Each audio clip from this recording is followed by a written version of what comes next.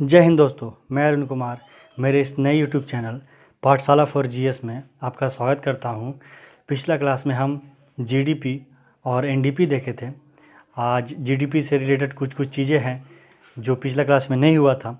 आज उसी टॉपिक को लेकर के आगे बढ़ेंगे और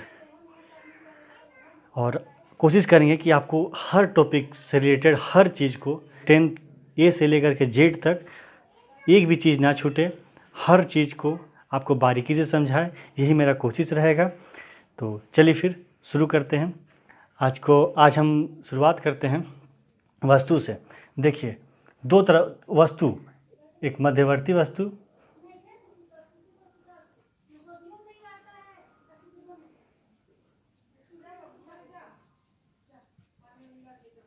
और एक अंतिम वस्तु।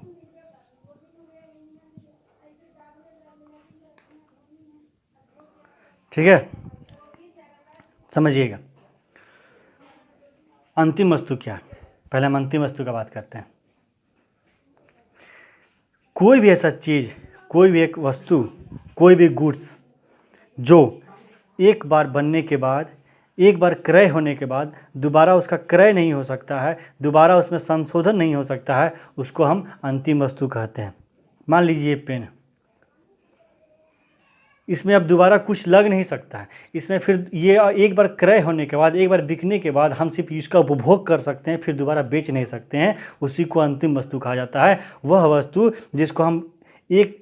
जिसको हम क्रय करने के बाद, जिसको हम खरीदने के बाद, जिसको हम बाज़ार से खरीद करके लेके आएँ तो उसका हम उपभोग करें, उसका हम यूज करें, वो मेरे लिए अंतिम वस्तु होता है। अब मध्यवर्ती वस्तु देखिए, मध्यवर्ती वस्तु क्या है। अंतिम वस्तु बनाने के लिए जिस चीज़ का इस्तेमाल होता है, जिस मटेरियल का इस्तेमाल होता है, जिस पदार्थ का इस्तेमाल होता है, जिस वस्तु का इस्तेमाल होता है, उससे हम मध्यवर्ती वस्तु कहते हैं। मान लीजिए ये बोर्ड है, ये एक बोर्ड अंतिम वस्तु है जिसको हम अब क्रय करके लेकर के आए हैं और आप लोगों के सामने रख करके हम इसमें पढ़ा रहे हैं। ये पेन है, इसको हम क्रय करके लेकर के आए हैं, इसका ये अंतिम क्रय है, ये इसका अंतिम उपभोक्ता हम हुए, तो ये मेरे लिए एक अंतिम वस्तु हो जाता है। अगर इसी पेन को हम ले करके आते और इसको बेचते तो जो यूज करता उपभोक्ता, उसके लिए वो वस्तु अंतिम वस्तु होता। ठीक, तो ये एक बोर्ड है, इस बोर्ड में पूरा का पूरा ये जो बोर्ड है ये अंतिम वस्तु कहा जाएगा। बट इस बोर्ड को बनाने के लिए ये वाइट शीट लगा है, ये यहाँ प्लास्टिक का यूज हुआ है, इसमें एक स्टील का, ये साइड में स्टील का यूज हुआ है, ये इसमें काटी का यूज हुआ है। तो ये जितना चीज़ है ये एक मध्यवर्ती वस्तु कहा जाता है और ये पूरा का पूरा बोर्ड एक अंतिम वस्तु, फाइनल गुड्स कहा जाएगा। ये पेन है, इसमें इंक डाला गया है, इसमें प्लास्टिक का कवर किया गया है, ये ब्लू रंग का खोली टोपी डाला गया है, इसमें लिखा गया है। ये चीज़ मध्यवर्ती वस्तु कहा जाता है और इसके ये बनने के बाद पूरी तरह से ये एक अंतिम वस्तु कहा जाएगा।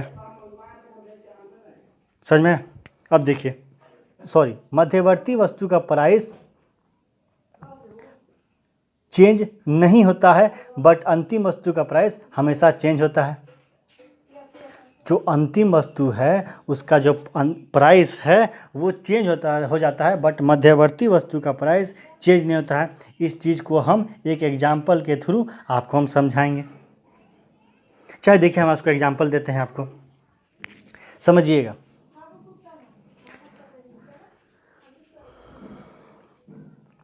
मान लीजिए कि आटा है,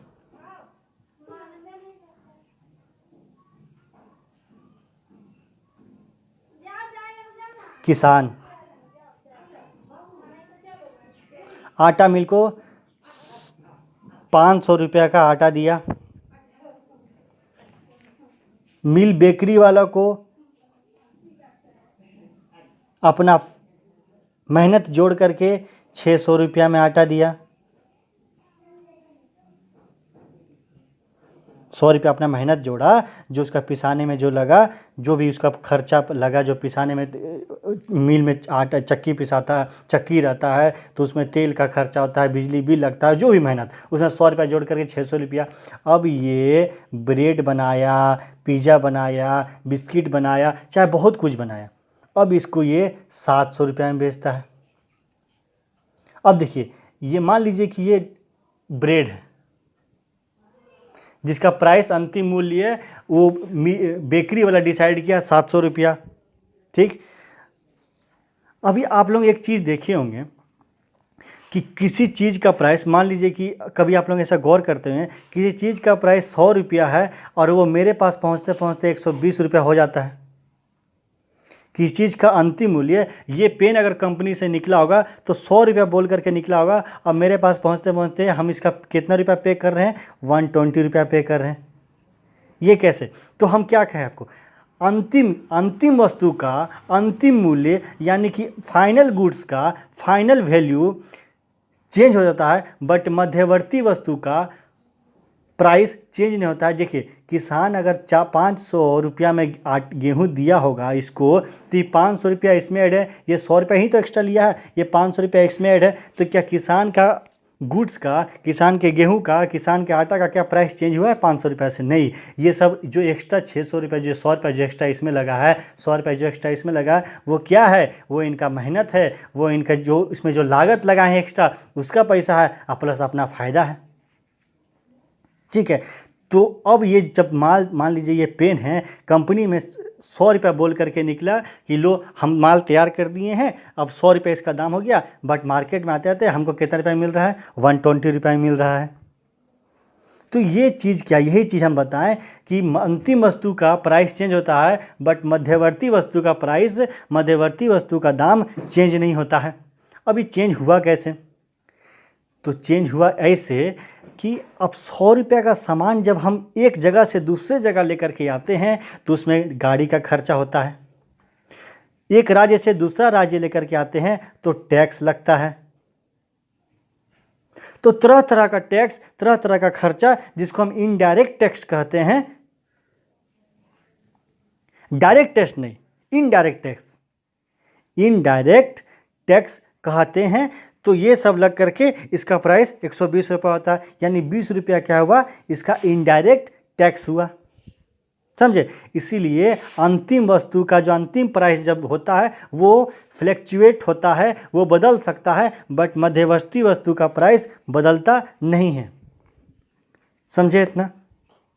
अब मान लीजिए कि यही पेन है, सिंपल सा एग्जांपल समझिए, ये पेन है, हमको 100 रुपये में दिया, ये पेन हम बड़ा एक थोक विक्रेता है, वो ये पेन 80 रुपया में, मान लीजिए 40 रुपया में इस पेन का दाम है, वो पेन ये 40 रुपया में ले करके आया, हमको छोटा दुकानदार है, हमको बेचा 50 रुपया में, हमसे कोई छोटा दुकानदार है, हम उसको बेचे 60 रुपया में। चलिए इसको मिटाते हैं, पहले बहुत गिजमिज हो गया है।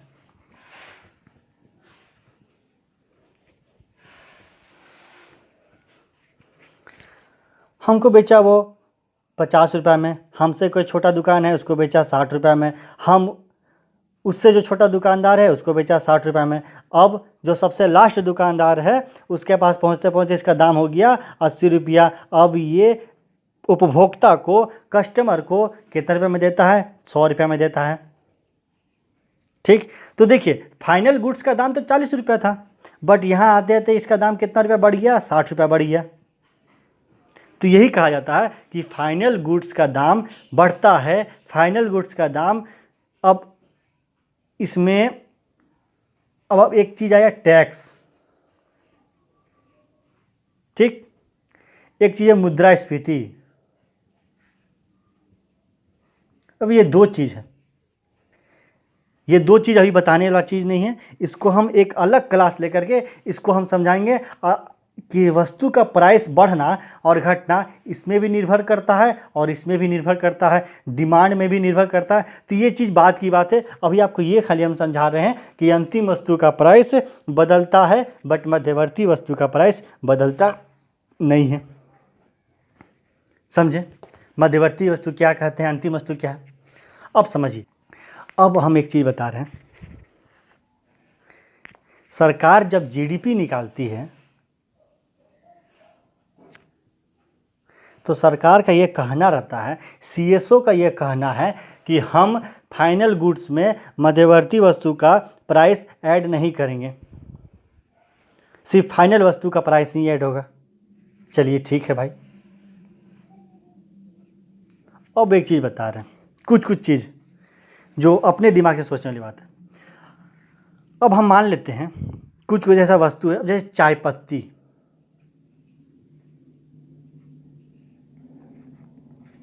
तेल,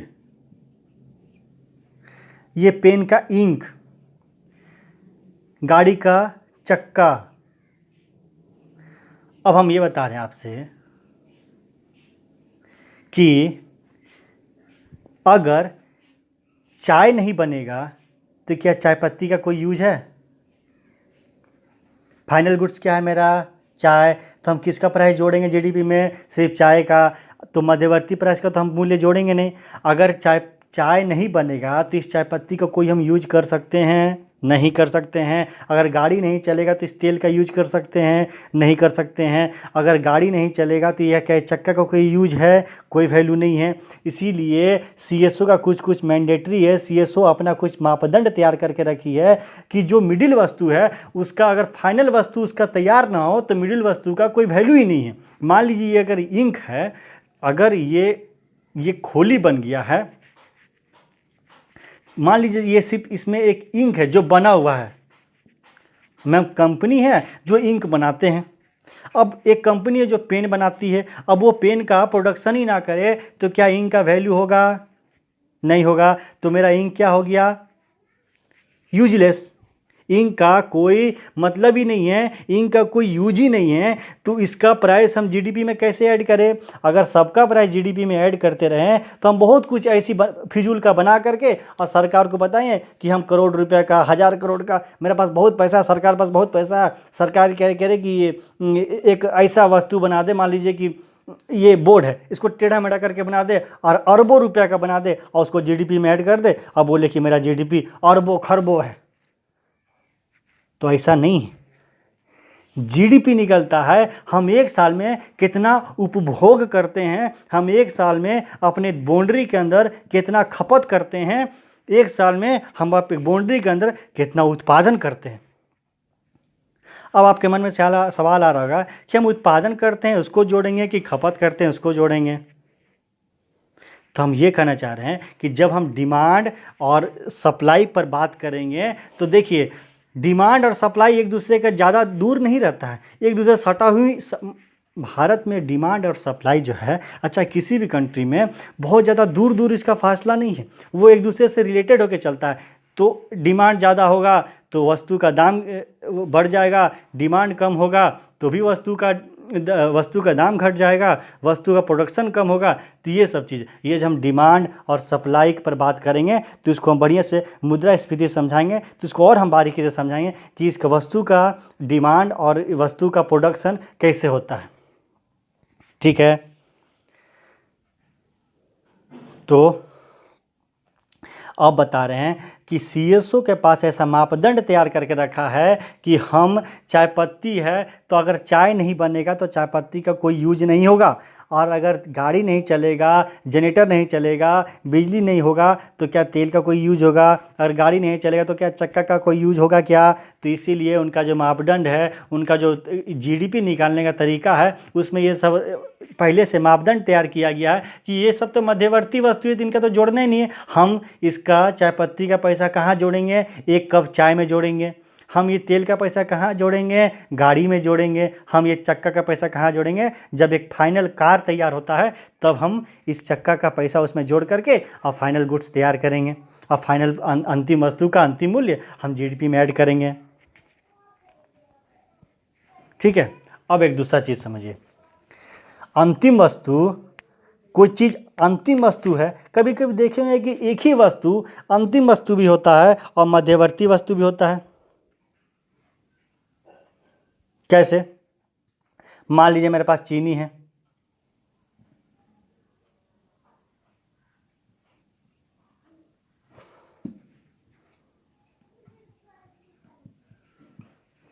5 किलो,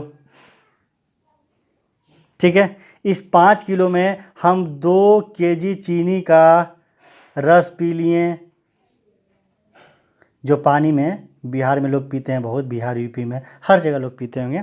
2 kg चीनी का रस पी लिए, तो मेरे लिए चीनी क्या हो गया, अंतिम गुड्स हो गया, अंतिम वस्तु हो गया। और बाकी 3 kg चीनी को हम क्या किए, अब मेरा चाय का दुकान है, हम चाय का दुकान में ले जा कर के चाय बनाते हैं और बेचते हैं। तो मेरे लिए चीनी क्या हो गया, चाय के लिए मध्यवर्ती वस्तु हुआ। समझ में आया? एक ही वस्तु, एक ही चीज़, एक ही प्रोडक्ट मेरे लिए यहाँ पर ही मध्यवर्ती अंतिम वस्तु भी हो जाता है और उसी का भाग मेरे लिए अंतिम वस्तु हो जाता है। तो ये डिसाइड कैसे होता है कि इसको हम मध्यवर्ती वस्तु माने या अंतिम वस्तु माने? अंतिम वस्तु और मध्यवर्ती वस्तु का पता इससे लगता है उपभोगकर्ता के यूज करने के हिसाब से, कि उपभोक्ता के हिसाब से यह पता चलता है कि वह वस्तु अंतिम वस्तु है या वह वस्तु मध्यवर्ती वस्तु है। उपभोक्ता के हिसाब से पता चलता है, कस्टमर के हिसाब से पता चलता है, उसके यूज करने का तरीका, हम किस पर्पस से उसको लेकर के जा रहे हैं, हम किस चीज़ के लिए उसको यूज करने के लिए ले जा रहे हैं। हम चीनी बेचने के लिए खरीदे हैं कि चीनी का रस पीने के लिए खरीदे हैं कि चीनी का चाय बनाने के लिए खरीदते हैं।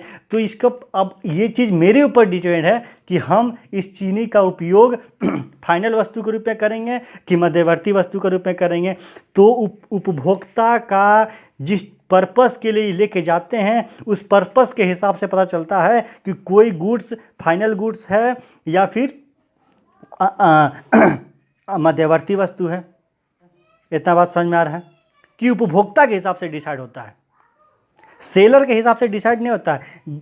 जो बेचता है यानी कि विक्रेता के हिसाब से डिसाइड नहीं होता है, कंपनी के हिसाब से डिसाइड नहीं होता है कि हम चाय पत्ती बना दिए तो ये मेरे लिए अंतिम वस्तु है। कंपनी के लिए तो अंतिम वस्तु है, लेकिन क्या बिना चाय का चाय पत्ती का कोई यूज है क्या? बिना चाय का चाय पत्ती का कोई यूज ही नहीं है यार।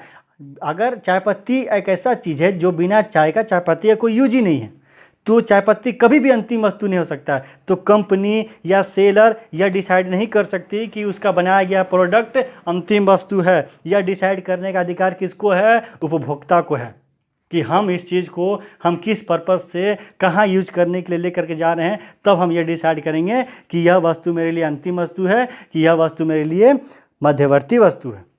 यहाँ बात समझा है? अब देखिए, अब दूसरा चीज़ समझिए। ये चीज़ तो आपको क्लियर हो गया होगा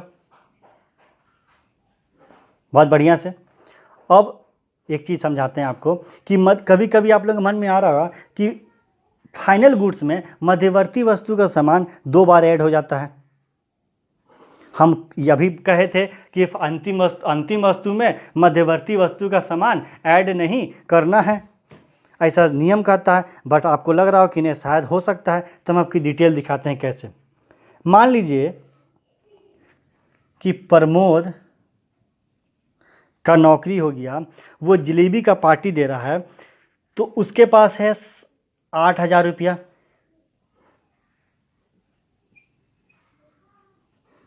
प्रमोद का नौकरी हुआ रेलवे में और उस पार्टी दे रहा है और उसके पास से 8,000 रुपया, उसको 8,000 का पार्टी देना है। तो दोस्त ने बोला कि ठीक है भाई, हम लोग जलेबी खाएंगे। तो प्रमोद बोला ठीक है।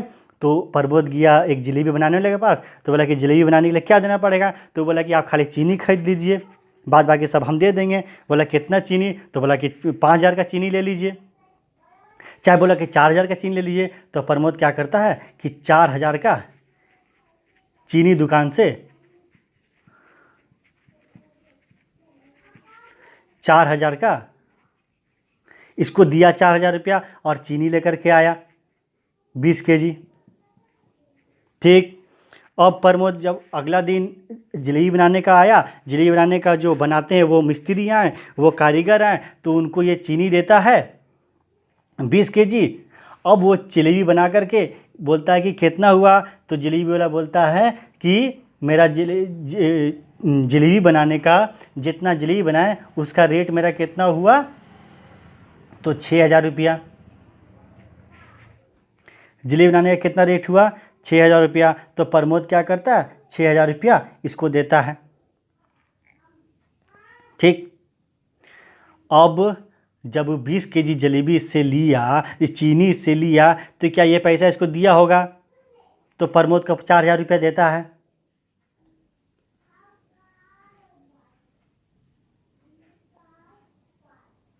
ठीक है, प्रमोद के पास 4,000 रुपया आ गया।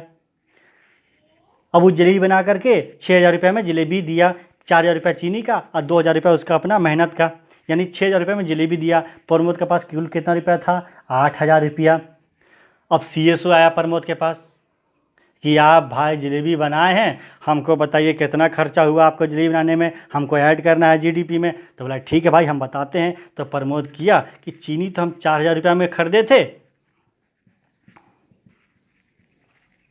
और जलेबी हम 6,000 रुपये में लिए, तो मेरा कुल मिला के हुआ 10,000। उसके बाद प्रमोद सोचा कि मेरे पास तो 8,000 रुपया था और 10,000 रुपया हम खर्चा कर दिए, कैसे? तो CSO बोला कि भाई तुम कैसे खर्चा किया? तुम्हारे पास जब 8,000 रुपया था तो तुम 10,000 रुपया कैसे खर्चा किया? तो CSO तो है बुद्धि वाला, वो तो है एक संस्था, वो तो खुद ही GDP निकालता। तो जब वो बोला कि आप एक चीज़ का दाम 2 जगह जोड़े हैं, तो प्रमोद तो था बुड़बक, बोला कि कैसे भाई हम 2 जगह जोड़े? हम तो चीनी 4,000 का खरीदे, हम 6,000 का जलेबी खरीदे, तो कुल तो मेरा खर्चा 10,000 हुआ, लेकिन मेरे पास था 8,000, हम 2,000 दिए कैसे? वो बोला उसके बाद बोला कि उसके बाद ही मेरे पास कुछ पैसा बचा हुआ है, पैसा भी बचल है, 10,000 खर्चा भी किए और 8,000 रुपया मेरे पास था। तो CSO समझाया कि देखिए आप किए क्या हैं, इसको मिटाते हैं, 20 केजी मिटाते हैं। प्रमोद चीनी दुकान में जाके 4,000 का चीनी लेकर के आता है, तो यहाँ से 4,000 रुपया माइनस कर देते हैं, तो इसके पास कितना बचा? 4,000 रुपया। प्रमोद कारीगर को 20 केजी चीनी देता है, उसका दाम 4,000 लेगा कि नहीं लेगा? लेगा। तो जब इसके पास 4,000 रुपया जब बचा, तो फिर जब 4,000 रुपया कारीगर से 4,000 लिया, तो फिर इसके पास कितना रुपया आया? 4,000 आया कि नहीं आया? तो फिर इसका कितना हो गया कुल मिला के? 8,000 हुआ कि नहीं हुआ? 8,000 जब हो गया तो कारीगर चीनी का प्राइस यानी कि मध्यवर्ती वस्तु का प्राइस जोड़ करके, यानी चीनी का प्राइस प्लस अपना मेहनत का जोड़ कर, यानी 4,000 प्लस 2,000 जोड़ करके 6,000 रुपया इनसे मांगा प्रमोद से। तो प्रमोद 6,000 रुपये दिया, तो 8,000 जब उसके पास फिर से हो गया, तो 6,000 रुपया माइनस किया, इसमें तो बचा कितना? 2,000 रुपया। CSO ये बात प्रमोद को समझाया। प्रमोद बोला कि हाँ हम तो भाई चीनी का प्राइस तो इसे घटाए ही नहीं थे, चीनी का प्राइस जब हमको ये कारीगर दिया तो हम तो जोड़े ही नहीं थे अपना पेमेंट में, हम तो CPC को जोड़ रहे हैं कि 4,000 चीनी लेकर के आए और 6,000 का जलेबी लिए, 6 4 10, और मेरे पास 8,000 था और मेरे पास 2,000 बच भी गया और 10,000 खर्चा भी कर दिए, ये तो जादू हो गया। लेकिन CSO तो था तेज, समझे? तो कहीं मध्यवर्ती वस्तु का प्राइस देखिए कैसे नहीं जुटता है। यहाँ पे जुटने से क्या प्रॉब्लम है, देखिए आप लोग, यहाँ मध्यवर्ती वस्तु का प्राइस जोड़े तो क्या दिक्कत हुआ? 8,000 था, 10,000 का खर्चा कर दिए और 2,000 रुपये बचा भी लिए, ये तो जादू से कम थोड़ी है। लेकिन CSO जो है वो तो तेज ना है, वो तो देश का पूरा लेखा जोखा कर रहा, तो बुड़बक थोड़ी है, वो तेज। चलिए अब इसको मिटाते हैं।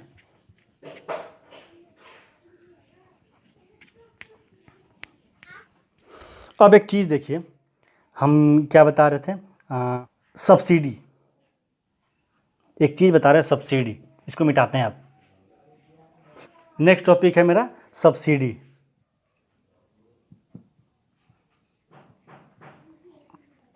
देखिए सब्सिडी क्या होता है।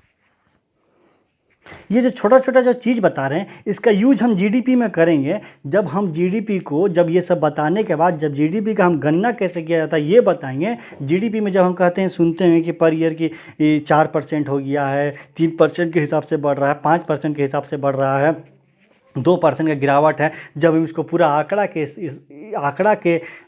के साथ, फिगर के साथ यहाँ प्रस्तुत करेंगे, आप लोगों को जब शो दिखाएंगे और उसके बाद बताएंगे जीडीपी का गणना एक्चुअली होता कैसे, ये जो 7%, 7.2, 7.3, 3.4 ये आता कैसे है, तब हम ये सब चीज़ का यूज करेंगे। ठीक है, अभी आपको ये छोटा छोटा चीज़ बता रहे हैं जीडीपी के लिए, जीडीपी तक पहुँचने के लिए ये उसका सिर्फ एक बेस है। अब देखिए सब्सिडी क्या होता है, सब्सिडी बता रहे हैं आपको क्या होता है। मान लीजिए कि कोई किसान है, ठीक, एक चीज़ बताते हैं कि एक इंसान को जीने के लिए सबसे ज़्यादा ज़रूरी क्या है। मेरे लिए कपड़ा ज़रूरी है, फ्रिज ज़रूरी है, टीवी ज़रूरी है, गाड़ी ज़रूरी है, सोफ़ा ज़रूरी है, या फिर भोजन और पानी ज़रूरी है, और एक हवा, पानी और खाना। किसी इंसान को जीने के लिए हवा, पानी और खाना, ये 3 चीज़ ज़रूरी है। और बाद बाकी जो चीज़ है वो विलासिता का वस्तु कहा जाता है इकोनॉमिक्स के हिसाब से। ठीक है, हम ये सोफ़ा खरीद के लेकर के आ रहे हैं, मेरे पास मोबाइल है, मेरे पास गाड़ी है, मेरे पास फ्रिज है, कूलर है, ये सब क्या है, विलासिता का वस्तु है, मनोरंजन का वस्तु है। इससे मेरा, इसको रहने से और ना रहने से मेरा जीवन में जीने का मेरा उम्र कभी कम नहीं होगा। कि मेरे पास फ्रिज है तो मेरा उम्र बढ़ेगा, हम मर जाएंगे जी, इसको मेरा जीवन से कोई प्रभाव नहीं पड़ता इस विलासिता के वस्तु से। लेकिन अगर ये तीनों चीज़ नहीं रहेगा तो मेरा जीवन जीने का तरीका में असर पड़ेगा। अगर हमको 5 साल जीना रहेगा, हवा नहीं रहेगा तो हम 5 मिनट में मर सकते हैं, 10 मिनट में मर सकते हैं। खाना नहीं अगर खाएंगे तो हम 1 महीना में मर सकते हैं, 2 महीने में मर सकते हैं। पानी नहीं रहेगा तो हम 5 दिन, 6 दिन, 10 दिन, जितना दिन जीना, एक अधिक से अधिक 1 महीना, 1.5 महीने तक, उसके बाद मेरा मृत्यु पक्का है। ठीक है, तो ये ज़रूरी चीज़ है। अब आपको बताते हैं सब्सिडी क्या होता है। किसान खेती किया गेहूं का, किसान गेहूं का खेती करता है, किसान अपना गेहूं का प्राइस रखा 100 रुपया पर केजी गेहूं। ठीक है, किसान गेहूं का प्राइस रखा है 100 रुपया पर केजी। अब आपको हम ये बता रहे हैं, अब ये बात समझिए कि भारत में यहाँ गरीब भी है और अमीर भी है। यहाँ गरीबी और अमीरी के बीच ज़मीन आसमान का फ़र्क है। जो गरीब है वो बहुत गरीब है, जो गरीब है उसके पास 2 रोटी एक दिन में खाने के लिए नहीं होता है, और जो अमीर है उसके पास इतना पैसा है कि ज़िंदगी भर भी अगर बैठेगा उसका 1 पुश्त, 2 पुश्त, 3 पुश्त आराम से बैठ के खा सकता है। यहाँ पे गरीबी और अमीरी के बीच इतना ज़्यादा डिफरेंस है जिसको हम तुलना नहीं कर सकते हैं, समझे। तो हमारा एक घर है ना, अब हमको अपने घर में एक आदमी को भी देखना है कि कौन खा रहा है, कौन है, सबके पास खाना पहुँचाना है। ये तो एक देश है ना। अब सरकार का काम क्या है कि सबके पास खाना पहुंचाना है।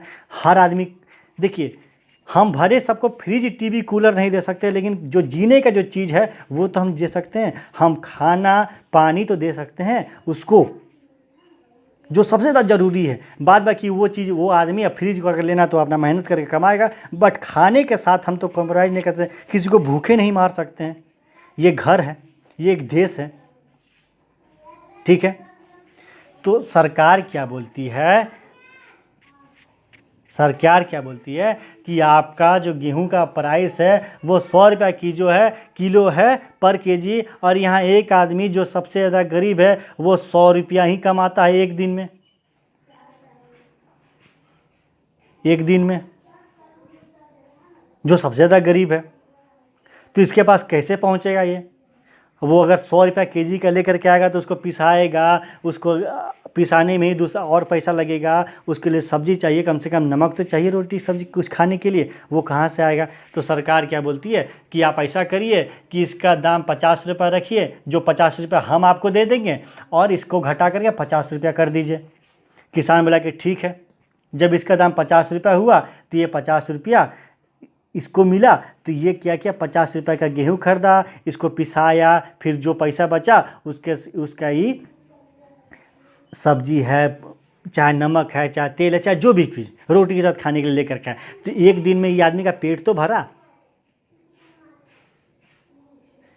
एक दिन में ये आदमी का पेट तो भरा। तो ये 50 रुपया जो सरकार इसको दिया, इसी को बुलाता है सब्सिडी। ठीक है, यानी कि सब्सिडी किसी भी वस्तु का प्राइस को घटा के बताती है।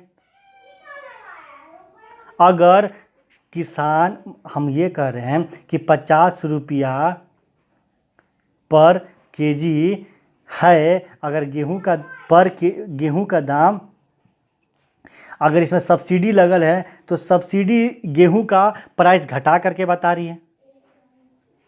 गेहूं का एक्चुअली प्राइस क्या है, 100 रुपया पर केजी, तो 50 रुपया इसको और कौन दे रहा है, सरकार। तो हम ये कहना चाह रहे हैं कि सब्सिडी किसी भी वस्तु का प्राइस को घटा करके बताती है। समझ में आ रहा है? और टैक्स किसी भी वस्तु का प्राइस को बढ़ा करके बताती है। समझिए, सब्सिडी जो है किसी भी वस्तु का, देखिए यहाँ पे किसान का गेहूं का दाम कितना हो गया, 50 रुपया, सब्सिडी ऐड किए तो। ठीक है, हम कितना इसको पे कर रहे हैं, 50 रुपया पे कर रहे हैं सब्सिडी ऐड करने के बाद। और टैक्स, और इसी में अगर टैक्स लगता है, मान लेते हैं टैक्स तो लगेगा नहीं, किसान में टैक्स नहीं, किसान का प्रोडक्ट में, खाद्य पदार्थ में टैक्स नहीं लगता है। अगर इसमें टैक्स लगता है तो इसका मार्केट में आते रहते हैं, अगर इसका टैक्स देना पड़ा, जीएसटी है, चाहे एक राज्य से दूसरा राज्य का रोड टैक्स है, चाहे फलना टैक्स, ढिमकाना टैक्स, जब हम टैक्स पढ़ाएंगे तो बताएंगे कि टैक्स किसान को देना पड़ता है कि टैक्स व्यापारी को देना पड़ता है। ये चीज़ हम उसमें डिटेल से बताएंगे कि टैक्स एक्चुअली देना किसको पड़ता है। ठीक है, अगर इसमें टैक्स लगे तो 20 रुपये ऐड हुआ तो इसका दाम कितना हो गया, 50 और 60 और 70 रुपये इसका दाम हुआ। तो टैक्स किसी भी वस्तु का प्राइस को बढ़ा करके बता रही है और सब्सिडी किसी भी वस्तु के प्राइस को घटा करके बता रही है। बात को समझिए कि सब्सिडी किसी भी वस्तु का प्राइस को घटा करके बता रही है और टैक्स किसी भी वस्तु का प्राइस को बढ़ा करके बता रहा है। देखिए सब्सिडी तो पर केजी गेहूं का दाम कितना हो गया, 50 रुपया, ये घट गया। अब किसान का गेहूं का दाम 100 रुपया है पर केजी, मार्केट में आते कहते इसका दाम 130 रुपया हो गया पर केजी। तो यहाँ पे क्या लगा, 30 रुपया टैक्स। 30 रुपया क्या लगा, टैक्स लगा। तो ये क्या कर रही है कि टैक्स किसी भी वस्तु का प्राइस को बढ़ा करके बताती है और सब्सिडी किसी भी वस्तु का प्राइस को घटा करके बताती है। ठीक है, अब देखिए सब्सिडी समझे क्या होता है। अभी ये सब एक छोटा छोटा सिर्फ जीडीपी को समझाने के लिए, नेशनल इनकम समझाने के लिए ये सब चीज़ बता रहे हैं। ऐसा मत सोचिए कि सब्सिडी कितना छोटा क्लास है, बस इतने में सब खत्म कर दिए, टैक्स इतने में खत्म। नहीं, टैक्स एक बहुत बड़ा चैप्टर है, सब्सिडी एक बहुत बड़ा चैप्टर है। इसको हम और बारीकी से आपको हम समझाएंगे। ठीक है, अब देखिए दो चीज़, एक factor cost,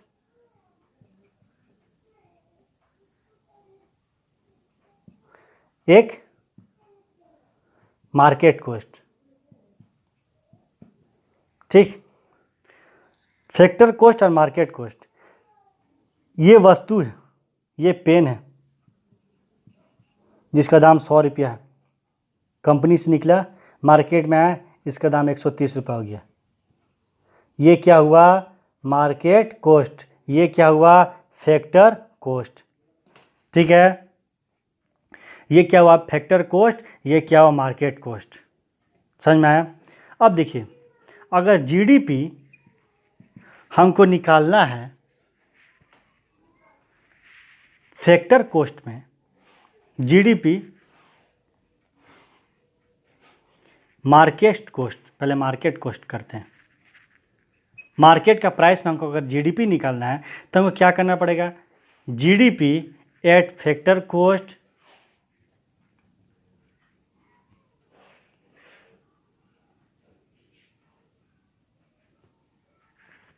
plus indirect tax minus subsidy. ठीक है, यहाँ पे देखिए GDP market cost, GDP factor cost, market cost यानी कि 130, फैक्टर कॉस्ट यानी कि ये। अब हमको मार्केट कॉस्ट अगर निकालना है जीडीपी का तो इसमें हम इनडायरेक्ट टैक्स जोड़ेंगे या नहीं जोड़ेंगे, यहाँ पे 130 पहुँचा कैसे? इनडायरेक्ट टैक्स का वजह से। यहाँ पे 130 पहुँचा कैसे? इनडायरेक्ट टैक्स का वजह से। ठीक है। और माइनस सब्सिडी। अब मार्केट में हम आपको क्या बोले शुरू में कि 100 रुपये का सामान है और सरकार बोली कि हम 50 रुपये दे रहे हैं, आप मार्केट में 50 रुपये बेचिए, तो हमको ये इस फैक्टर कॉस्ट, अगर कंपनी से इस पेन निकला 100 रुपये में और गवर्नमेंट बोलती है कि हम इसमें 50 रुपये सब्सिडी देते हैं, इसको आप 50 रुपये में मार्केट में बेचिए, और हम यहाँ पे क्या लिखे हैं? जीडीपी या फैक्टर कॉस्ट माइनस सब्सिडी, यानी जीडीपी जो कंपनी से जो माल निकला है उसमें सब्सिडी माइनस करेंगे, यानी कि 50 रुपये माइनस करेंगे, तो मार्केट में ये पेन 50 रुपये में बिक रहा है, तो वो आएगा कि नहीं आएगा? आएगा। अब प्लस जो इसमें फैक्टर कॉस्ट निकाल, जो इसमें टैक्स लगेगा वो ऐड करेंगे, तो मार्केट प्राइस, जो मार्केट में जो प्राइस है वो आएगा या नहीं आएगा? देखिए, कोई भी प्रोडक्ट, कोई भी वस्तु मार्केट में आता है जो चीज़ जुड़ करके, या तो सब्सिडी ऐड होगा या तो सब्सिडी घटेगा, या तो टैक्स ऐड होगा या तो टैक्स घटेगा। समझ में आया? तो हम आपको क्या बोले कि किसी भी, ये पेन है, इसका कंपनी में इसका दाम है 100 रुपया, मार्केट में आकर के इसका दाम हुआ 130 रुपया। ये पेन का दाम है 100 रुपया, ठीक है। कंपनी में सरकार बोली कि 100 रुपया पेन का ज़्यादा दाम है, हम 50 रुपया सब्सिडी दे देते हैं आपको, आप इसका दाम 50 रुपया कर दीजिए। तो हम इसका दाम 50 रुपया निकालने के लिए क्या करना पड़ेगा? इसमें सब्सिडी 50 रुपया माइनस करना पड़ेगा, तो वो किए हैं। ठीक है। अब 50 रुपया सब्सिडी, अब इसमें जो टैक्स लगता है, इसमें जो टैक्स लगता है वो टैक्स लग करके मार्केट में दाम पहुंचा 130 रुपया, तो वो 130 रुपया हमको 30 रुपया जोड़ने के लिए टैक्स को जोड़ना पड़ेगा, नहीं जोड़ना पड़ेगा? जोड़ना पड़ेगा। यहाँ पर देखिए, आप लोग कन्फ्यूजन है कि 100 है, हम 100 में माइनस से कर देंगे 50, और 50 में 30 जोड़ेंगे, 50, 60, 70, 80, 80 होगा, यहाँ तक 130 आ रहा। मान लीजिए इस पेन का दाम एक्चुअली में 200 रुपया था, सरकार 100 रुपया सब्सिडी दे करके इसका दाम 100 रुपया रखी थी, समझे? और 100 रुपया मार्केट में बिक रहा था, और फिर यहाँ से पहुँचते पहुँचते टैक्स लग के 130 रुपया हो गया। समझ में आया बात? अब देखिए, इतना चीज़ समझ में आया। तो फैक्टर कॉस्ट क्या है मेरा? ये 200 रुपया, ठीक है। फैक्टर कॉस्ट क्या है मेरा? ये 200 रुपया, ठीक। इसमें सब्सिडी जुटा हुआ है और इसमें टैक्स जुटा हुआ है, तो इस सब्सिडी को घटाएंगे 200 रुपया में, सब्सिडी घटाएंगे तभी तो 100 रुपया होगा, और 100 रुपया में 30 रुपया जोड़ेंगे तभी तो टैक्स जोड़ेंगे तभी तो 130 रुपया होगा, तो मेरा माल हो गया 130 रुपया का।